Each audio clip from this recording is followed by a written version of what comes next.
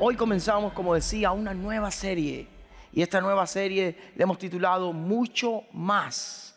Es la serie basada en la carta del apóstol Pablo a los Efesios. Si usted puede, busque su Biblia en el Nuevo Testamento, la carta del apóstol Pablo a los Efesios. Y en la carta del apóstol Pablo a los Efesios hay algunos versos bíblicos que han sido de inspiración y de bendición a mi vida. Y vamos a pasar varias semanas, varios domingos mirando esta hermosa epístola, esta hermosa carta que el apóstol Pablo escribió desde la prisión para animar a una iglesia que estaba en la ciudad de Éfeso. Antes de entrar en algunos detalles, ¿por qué le hemos titulado a esta serie Mucho Más? En Efesios capítulo 3, 21 dice: y aquel que es poderoso para hacer todas las cosas mucho más abundantes de lo que pedimos o entendemos, a Él sea la gloria en Cristo y en la iglesia. ¿Sabes una cosa? Dios puede hacer las cosas mucho más abundantes de lo que tú pides, de lo que tú has soñado, de lo que tú has pensado, de lo que tú has imaginado. Y por eso esta serie es mucho más. Hay riquezas en Cristo para el creyente que si podemos descubrir y podemos disfrutar, vamos a vivir una vida cristiana a plenitud. Quiero que miremos toda la carta hoy. Y vamos a mirar a vuelo de pájaro toda la carta y vamos a regresar. Y vamos a mirar como una gran pintura primero y después vamos a entrar en el verso de hoy y en el tema de hoy. Para poder entender un poco la carta, tenemos que entender dónde estaba la gente a la que se le escribía y quién era el que estaba escribiendo. Ya les dije que era el apóstol Pablo. Eso lo dice en el verso número 1. Dice: Pablo, apóstol de Jesucristo, por la voluntad de Dios, a los santos y fieles en Cristo Jesús que están en Éfeso. Pablo está escribiendo a los santos y fieles. Los santos y fieles era la iglesia que estaba en Cristo. No era todos los que vivían en Éfeso. Santos y fieles significa aquellos que han sido apartados y que están siguiendo a Cristo. Entonces Pablo está escribiendo a aquellos que han sido llamados por Dios, que están siguiendo a Cristo, pero que están en una ciudad difícil. En Hechos capítulo 20 usted puede encontrar un poco más de detalles de la ciudad de Éfeso. En la ciudad de Éfeso era una ciudad muy diversa. Era una ciudad donde se unían las culturas, pero también las religiones. Donde había mucho hechicería, había todo tipo de filosofías religiosas y también había un templo a la diosa Diana, un templo inmenso. Muchos le llamaron a la ciudad de Éfeso el tesoro del mundo, porque iba mucha gente a llevar ofrendas a los templos paganos, incluyendo el templo de la diosa Diana. Si usted ve en Hechos capítulo 20, el apóstol Pablo tiene que enfrentar una gran oposición cuando todos gritaban: grande es Diana, la diosa de los efesios. Pero en medio de esa opresión y en medio de esa variedad religiosa y en medio de ese poder espiritual diabólico, se levanta un grupo de creyentes, la iglesia de Cristo, que no tenía un templo, que no tenía riquezas materiales. Y Pablo decide escribir a esta iglesia para animarles y para que miraran que en medio de toda esa opresión se podía vivir la vida de la iglesia, porque había riquezas espirituales. ¿Saben que a la carta a los Efesios se le llama la casa del tesoro de la Biblia? Es irónico que a la ciudad de Éfeso se le llamaba la casa del tesoro del mundo, pero a la carta que se escribió a los que estaban en Éfeso se le llama la casa del tesoro de la Biblia, porque en ella Pablo escribe de las riquezas espirituales del creyente. Y para no ver la carta pedacito a pedacito, sino verla completa y después regresar a donde vamos, quiero por ejemplo decirle, la clave de esta carta, si quiere anotar esto, es la palabra en Cristo.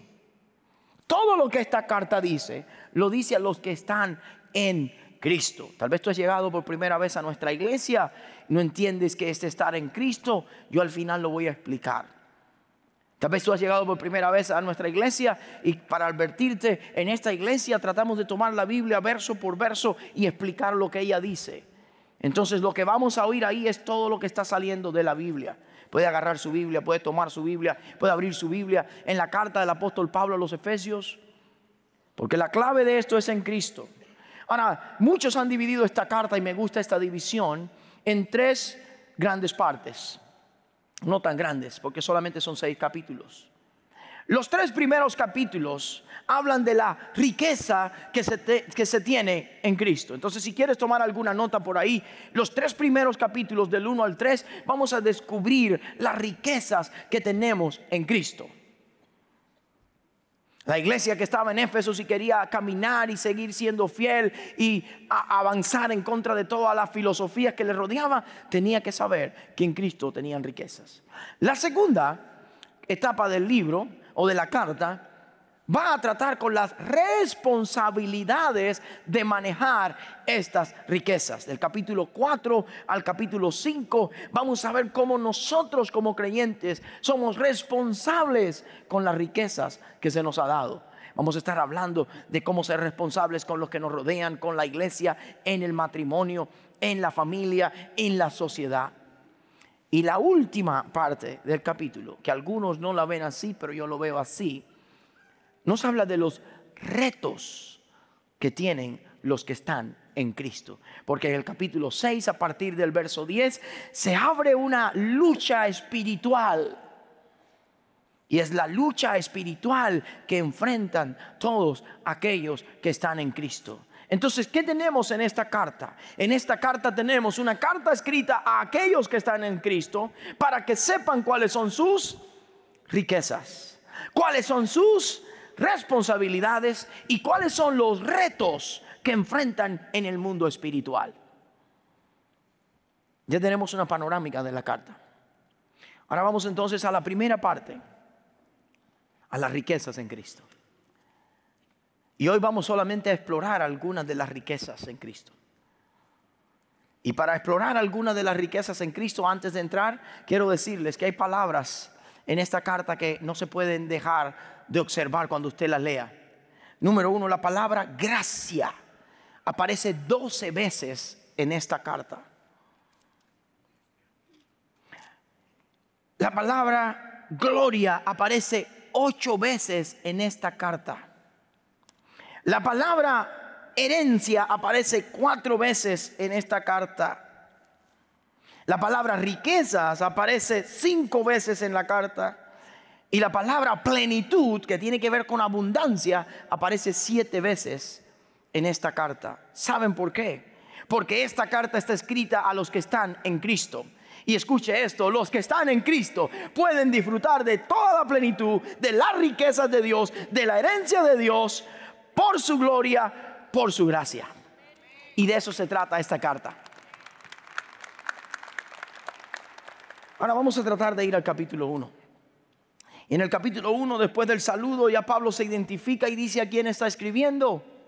Ahora el apóstol Pablo comienza en el verso 3 diciendo: bendito sea el Dios y Padre de nuestro Señor Jesucristo, quien nos bendijo con toda bendición espiritual en los lugares celestiales en Cristo, según nos escogió en Él antes de la fundación del mundo, para que fuésemos santos y sin mancha delante de Él, en amor, habiéndonos predestinado para ser adoptados hijos suyos, por medio de Jesucristo, según el puro afecto de su voluntad, para alabanza de la gloria de su gracia, por la cual nos hizo aceptos en el amado, en quien tenemos redención por su sangre, el perdón de pecados, según las riquezas de su gracia, que hizo sobreabundar para con nosotros en toda sabiduría e inteligencia, dándonos a conocer el misterio de su voluntad, según el beneplácito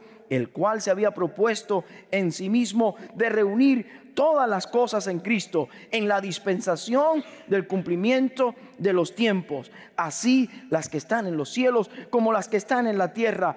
En Él asimismo tuvimos herencia, habiendo sido predestinados conforme al propósito del que hace todas las cosas según el designio de su voluntad, a fin de que seamos para alabanza de su gloria. Nosotros, los que primeramente esperábamos en Cristo, en Él también vosotros, habiendo oído la palabra de verdad, el evangelio de vuestra salvación, y habiendo creído en Él, fuisteis sellados por el Espíritu Santo de la promesa, que es las arras de nuestra herencia, para la redención de la posesión adquirida, léalo conmigo, para alabanza de su gloria. ¿Saben una cosa? Esta es la oración más larga de toda la Biblia. Esto es una sola oración. En el texto original griego es una sola oración. Y yo creo que el apóstol Pablo se inspiró tanto mirando la riqueza del creyente que no podía parar para poner un punto. Y quiero decirte, cuando tú de verdad exploras lo rico que somos en Cristo, nos saca la respiración. Y quiero que miren ahora este pasaje. Ya ves que vamos reduciéndonos a mirar una parte de la carta. En este pasaje se menciona las tres personas de la Trinidad. Se menciona las riquezas que tenemos en el Padre, las riquezas que tenemos en el Hijo y las riquezas que tenemos en el Espíritu Santo. Pero hoy no nos da tiempo mirar las tres. Entonces vamos a seguir reduciendo y vamos a enfocarnos en esta primera parte de las riquezas que tenemos los que estamos en Cristo, en el Padre, en Dios. ¿Listo? Bendito, y esto es una alabanza, verso 3, sea el Dios y Padre de nuestro Señor Jesucristo, quien nos bendijo con toda ¿qué? Bendición espiritual en los lugares celestes en Cristo. Primero quiero decirles, ¿de dónde viene toda bendición espiritual? ¿De dónde viene? Del Padre. ¿Qué tipo de bendición tenemos del Padre? ¿Bendición de qué tipo? Espiritual. Pastor, ¿qué quiere decir eso? Que yo como creyente no tengo derecho a ser bendecido materialmente y solo espiritual. No, lo que eso quiere decir es que aún las cosas materiales que vienen de Dios como bendición vienen del ámbito espiritual.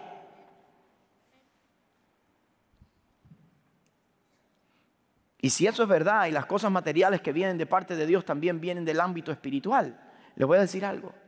Deberíamos ser mejores mayordomos de cómo usamos las cosas materiales e invertirlas en lo espiritual. Porque si son bendiciones espirituales, deben pensarse espiritualmente. Ahora, ¿de dónde vienen nuestras bendiciones? Del Padre. ¿Qué tipo de bendiciones espirituales? Pero nos bendijo no solo aquí, dice, sino en los lugares que celestes. ¿Saben lo que quiere decir esto? Nuestra bendición está conectada con el cielo.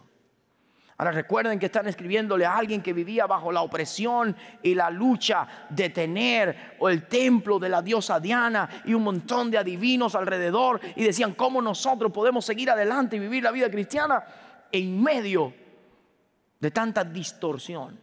Esto es para nosotros hoy. Yo creo que la iglesia hoy vive en tiempos donde hay tantas filosofías, tantas maneras equivocadas de mirar el mundo, que a lo bueno se le llama malo y a lo malo se le llama bueno. ¿Cuántos lo creen? Y a veces nosotros creemos que estamos peleando en desventaja.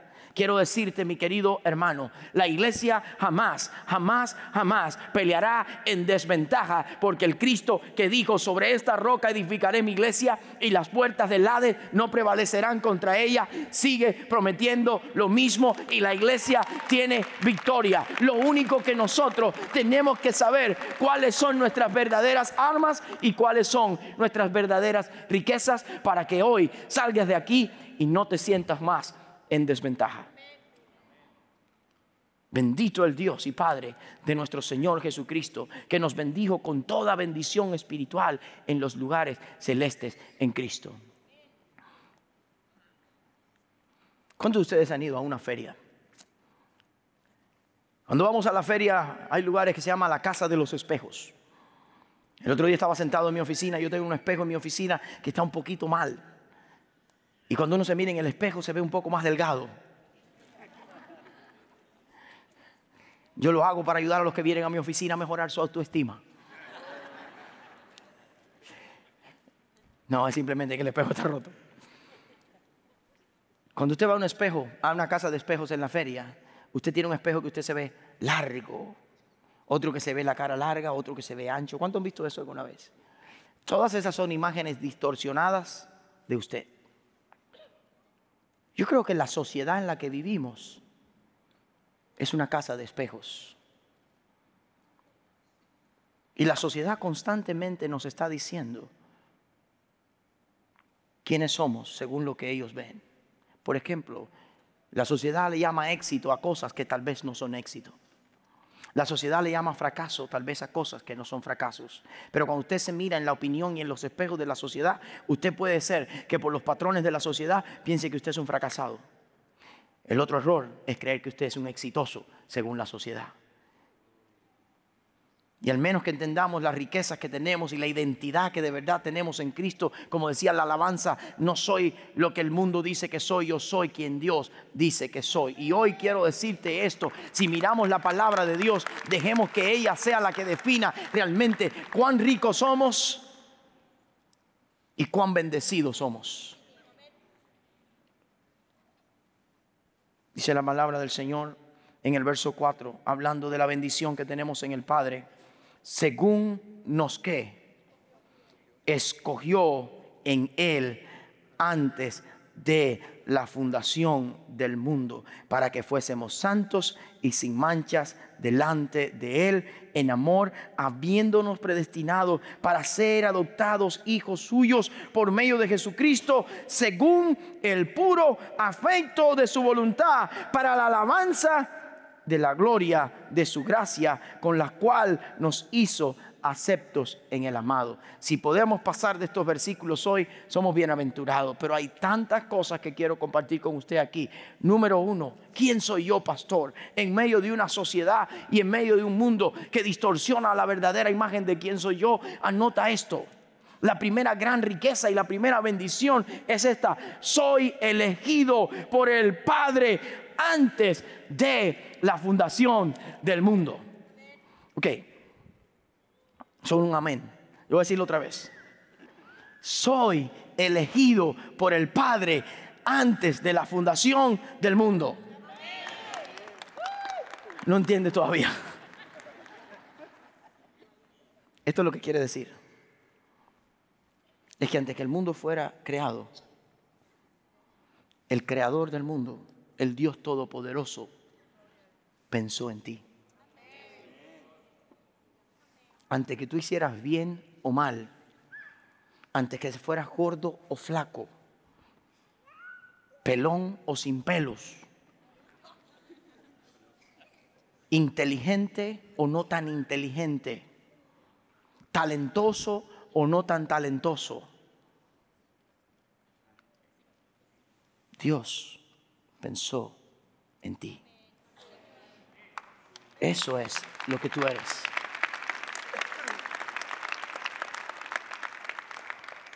Cuando llegamos a este mundo, enseguida nos miden. Y en el primer año nos miden más seguido. Tiene que traer, el niño nace, pesó y midió. Cuando llegamos a este mundo, tenemos que vivir por los estándares de este mundo. Y si el niño no avanza en peso y no avanza en crecimiento, hay algo que anda mal. Hay que empezar a hacer algo con el niño. Te miden mensual, te miden semanal, te miden todo el tiempo, ¿sí o no? ¿Cuántos de ustedes, su abuelita, su tía, su mamá, lo medía en algún lugar en la casa y iba marcando? Va creciendo, qué bien. ¿Alguien tenía eso? Y después nos dejaron de medir intencionalmente. Y ya tú no sabes qué te están midiendo. Pero sí te están midiendo todo el tiempo, ¿sí o no? Y nosotros somos esclavos de esas medidas. Y nosotros somos esclavos de lo que la gente dice de mí. Y vivimos tratando de impresionar y de llenar las medidas de la gente. Y lo triste es que los cristianos Se han enamorado de las medidas de la gente y se han olvidado que aunque la gente te empezara a medir y definir, el Padre del cielo que creó el cielo y la tierra ya te había escogido y te dijo: así te quiero. Esa es nuestra primera riqueza. Hemos sido escogidos por el Padre antes de la fundación del mundo. La próxima vez que dudes si tú sirves para algo, si vale la pena vivir, acuérdate de esto: el Dios Todopoderoso, que tenía todos los recursos del mundo y todo el poder del mundo, decidió escogerte a ti.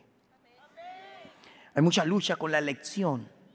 Nadie dice: entonces Dios, pastor, escoge a la gente antes de la fundación del mundo. Sí. ¿Y por qué me escogió a mí? Ahorita te digo. Tú no eres una casualidad. Jesús le dice a sus discípulos: no me elegiste vosotros a mí, yo los elegí a vosotros. Cuando Dios escoge a la nación de Israel en Deuteronomio capítulo 7, ¿sabe lo que le dice? Si usted tiene su Biblia, busque Deuteronomio 7:7. No por ser vosotros más que todas los pueblos os ha querido Jehová y os ha escogido, pues vosotros eras el más insignificante de todos los pueblos. ¿Saben que Dios no te escogió porque sabía que tú ibas a ser como eres? Después en Deuteronomio capítulo 9:6, Dios le dice a su pueblo: por tanto sabes que no es para tu justicia que Jehová, que no es por tu justicia que Jehová tu Dios te da esta buena tierra para tomarla, porque pueblo duro de cerviz eres tú. ¿Saben que Dios no te escoge por lo que tú has hecho, ni tampoco te bendice por lo que has hecho? Dios le dice a Israel: tú no tienes esta tierra porque tú eres bueno, porque tú eres malo, porque tú eres duro, porque tú eres de mala cabeza. Es por la voluntad de Dios. Y esto explica la segunda riqueza que tenemos nosotros. Yo soy escogido por el Padre antes de la fundación del mundo. Ahora, ¿y por qué a ti? ¿Y por qué a mí? Aquí viene el segundo punto. Pero lo responde con el texto bíblico. ¿Qué dice el texto bíblico?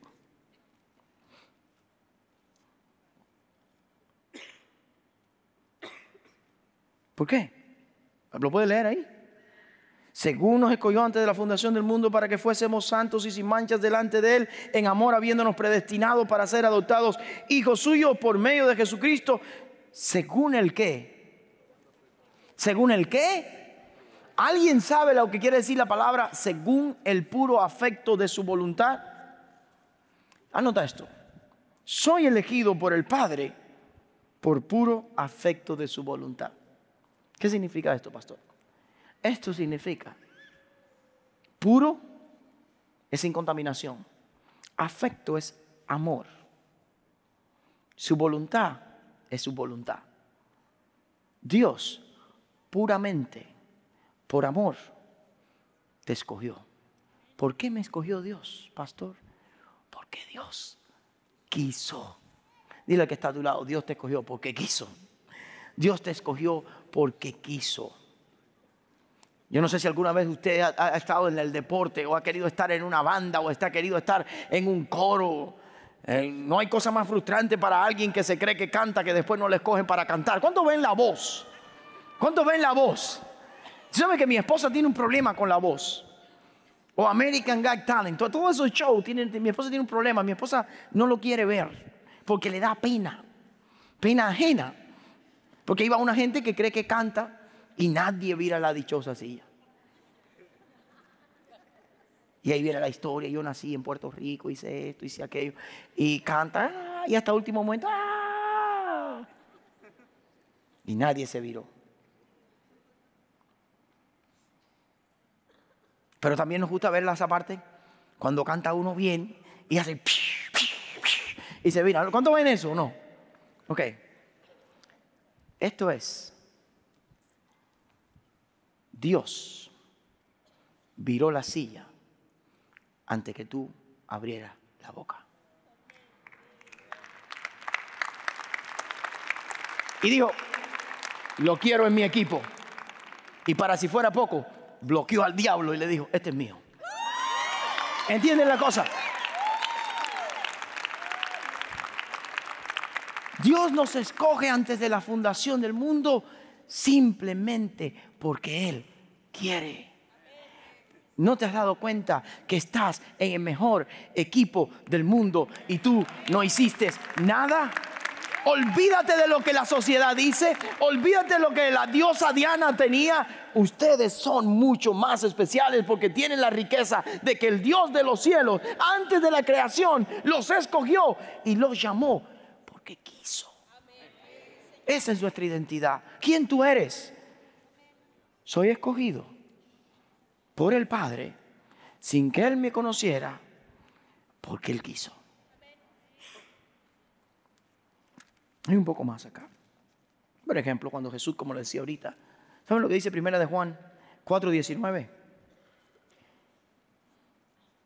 Que nosotros, ¿cuántos aman a Dios? Dice 1 de Juan, nosotros le amamos porque Él ¿qué? Él nos amó primero. Jesús le dice a sus discípulos, Juan 15:16, no me elegiste vosotros a mí, sino que ¿qué? Que yo os elegí a ¿qué? ¡Qué sorpresa! Eso es la elección. Y hay una lucha en la mente humana por cómo es posible que Dios me haya escogido antes. Hay otras veces que dicen, bueno, y entonces, y a otros que no escogió. Y hay esa lucha y hay una tensión en la teología entre la soberanía de Dios y la responsabilidad humana. Y a veces no la entendemos, y es claro que no la entendamos porque es imposible entender con la mente humana a un Dios que es Dios. El día que tú puedas entender a Dios con tu mente, ese día ya no es Dios. La palabra del Señor dice en Deuteronomio 29:29, las cosas secretas pertenecen ¿qué? A Jehová vuestro Dios, y las cosas reveladas pertenecen ¿a quién? A nosotros los hombres. Nosotros a veces solamente podemos trabajar y entender lo que Él ha revelado, y hay cosas que no entendemos. ¿Por qué me escogió? ¿Por qué lo hizo así? Se las dejamos a Dios, pero las debemos disfrutar como cristianos. Ahora, ¿para qué me escogió Dios? Esa es la otra pregunta interesante. Ya sé que no fue por nada que yo tenía. Y esa es mi identidad también. Miremos un momento. ¿Hay un momento en que Dios me escoge? ¿Hay una razón por la que Dios me escoge? Porque Él quiso. Pero hay un propósito para que Dios me escoge y es parte de mi identidad. Y dice así, hay 3 versos. El verso 4 dice, para que fuésemos ¿qué? Santos y ¿qué? Ah, espérate. Dios no te escogió porque tú eras santo y sin mancha. Dios no te escogió porque tú eras un modelo. Pero sabes que Dios sí te escogió para que lo seas. Y aquí es donde está la equivocación. Cuando no entendemos la gracia, creemos, bueno, si Dios sabe cómo yo era, ¿para qué me invitó? ¿Saben ese dicho, no? Si saben cómo soy, ¿para qué me invitan? Dios sabía cómo era, pero te invitó para su propósito. Y si quieres poner este tercer punto, soy elegido por el Padre para la alabanza de la gloria de su gracia. Y voy a explicar esto. Me escogió primero para que yo fuera santo y sin mancha. ¿Qué quiere decir santo y sin mancha? Una persona santa es apartada. Sin mancha es que no tiene manchas. ¿Cuántos ya son santos? ¿Cuántos son santos? Si está en Cristo es santo. No es santo porque usted se comporta santamente. Es santo porque la santidad de Jesucristo se aplica a su vida y usted ha sido apartado. ¿Cuántos son santos? ¿Cuántos son sin manchas? Todavía no. Todavía tenemos. Pero ahí está trabajando Dios. Ahora, para que fuese santo y sin mancha, miren la próxima cosa. Miren el verso 5. Para ser adoptados, ¿qué? Hijos, ¿qué? ¿Saben que es una riqueza ser adoptado por Dios? Yo no sé si alguna vez alguno de ustedes que está aquí es adoptado o alguno ha adoptado. Pero saben que cuando la gente es adoptada o adopta, selecciona a un niño o a una niña y dice, yo lo quiero adoptar. Y si te adoptaron unos padres ricos, ¿cuántos quisieran que unos padres ricos lo adoptaran? Quiero decirte, el Dios más rico de los cielos nos ha decidido adoptar. Y Él tiene riquezas espirituales para nosotros. Ahora somos de su familia.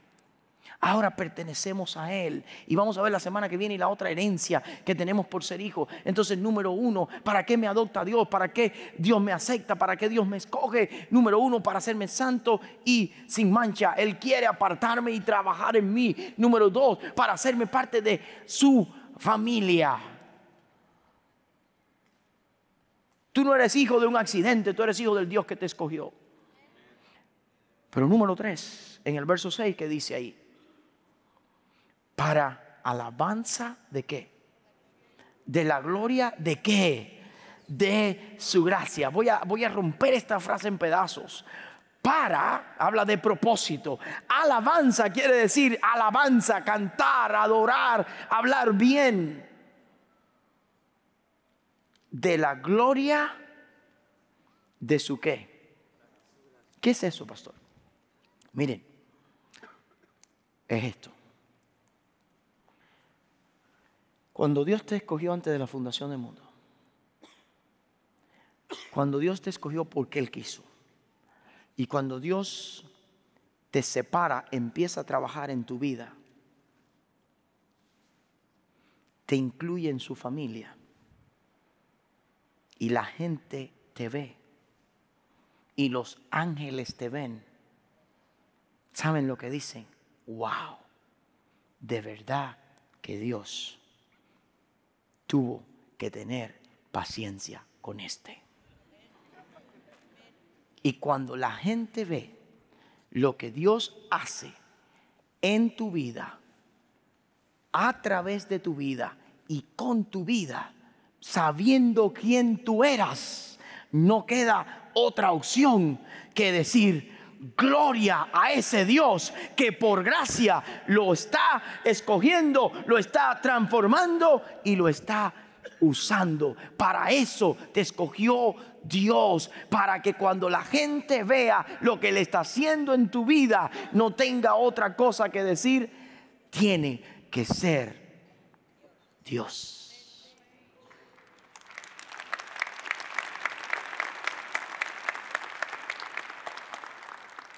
Solamente nos quedamos en las riquezas que tenemos en el Padre. La semana que viene vamos a ver las riquezas que tenemos en Cristo.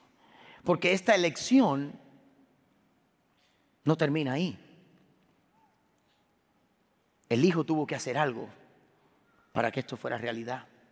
Y la semana que viene vamos a ver la redención y lo que significa. Y la otra semana vamos a ver el resultado de la redención, que es lo que el Espíritu hace en nosotros. Pero quiero terminar aquí.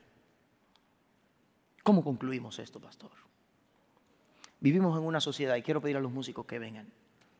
Vivimos en una sociedad llena de espejos falsos. Y muchos de nosotros a veces tenemos crisis de identidad. Y queremos tratar de complacer a la gente que nos rodea y llenar sus estándares y sus expectativas. Y cuando no los llenamos, a veces queremos definir nuestra vida por lo que la gente dice de nosotros. En ocasiones nos creemos mucho porque la gente dice: qué bueno tú eres, qué tremendo. Y eso nos hace a veces sentirnos superiores. Eso es peligroso. Porque no somos buenos. Hemos sido objetos de su gracia. En otras ocasiones nos creemos muy poco. Porque la gente dice que no servimos. Porque los resultados dicen que no estamos teniendo resultados. Pero quiero decirte, eso tampoco te define. ¿Qué te define si estás en Cristo? Lo que te define si estás en Cristo es lo que el Padre dice de ti. Dice que tú eres escogido desde la fundación del mundo. Dice que te escogió no por lo que eres, no por cómo luces, porque Él quiso. Y dice que tú ahora, con lo que Él está haciendo en ti y va a hacer a través de ti, te vas a convertir en un instrumento para la alabanza de la gloria de su gracia. Eso es de verdad lo que somos en Cristo.